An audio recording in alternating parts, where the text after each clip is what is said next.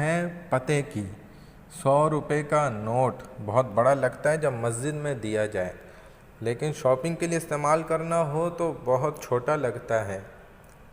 2 घंटे मस्जिद में बैठना भारी लगता है, लेकिन फ़िल्म देखने के लिए 3 घंटे बहुत कम लगते हैं।